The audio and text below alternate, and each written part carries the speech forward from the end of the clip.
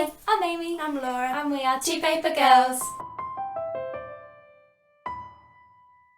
Today we're going to do another Top 5 Wednesday, and this week's topic is side characters that deserve their own series. As always, Top 5 Wednesday was started by GingerreadsLainey. We will leave her channel down below. I really like this topic, so let's just get straight into our answers. My first character is from Liverbray's Beauty Queens, and her name is Taylor Rennie Crystal Hawkins, aka Miss Texas.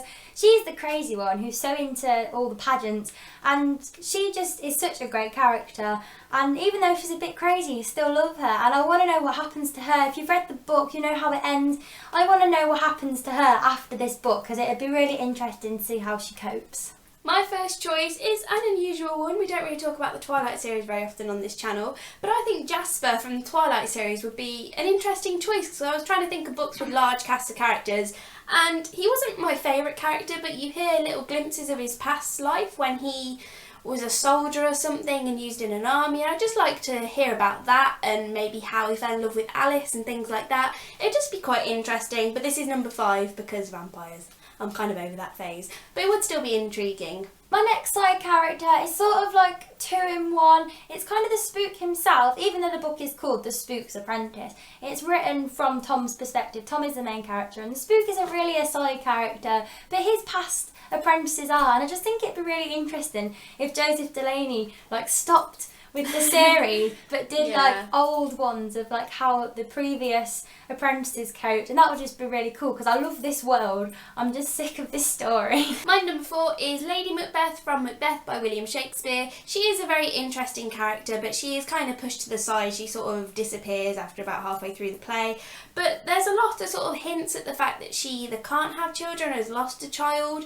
And I just think a kind of modern retelling of Macbeth, where it's all about how Lady Macbeth and Macbeth meet and her past life, and I don't know, it'd just be an interesting take on a classic Shakespeare play. The side character I choose for the number 3 place is Patrick from The Perks of Being a Wallflower by Stephen Chbosky. Patrick's brilliant. He's brilliant, portrayed by Ezra Thingamabobby in the film. He would just be a brilliant person. All his side story with Brad. If that was focused on more and there was a little story, a letter to Charlie from Patrick about how he coped. Oh, that would be so cool. I really like Patrick.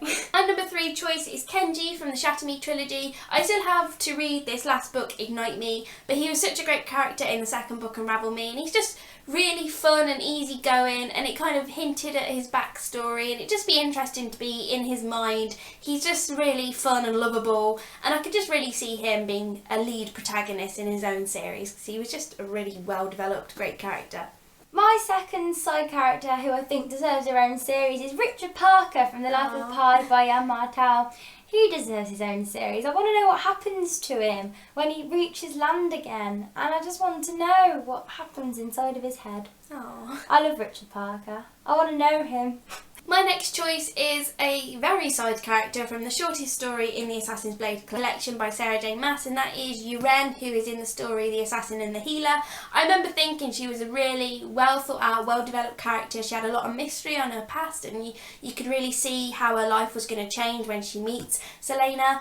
And I, when reading this, was convinced she was going to be important later on, but I've now read 2 books in the Throne of Glass series, and I don't think she's going to crop up, but she would just be really cool. I can imagine her being in this world and having her own story, and I thought that would be really cool. The side character that I think deserves their own series the most is Samwise Gamgee from the Lord of the Rings series. It even sets it up at the end of this one when Frodo's like, now you will go tell your story, Sam. It should just happen. There should be a story of Sam, and it should be set in the Shire. And it'd just be an excuse to have Concerning Hobbits play one more time in a film soundtrack. But Samwise is just the best side character ever. He's not really a side character, but I had trouble thinking of side characters. I don't have that many books that I own that have side characters that aren't all main. In YA, there's usually just the main woman, the main man, they fall in love. There's not really any side characters.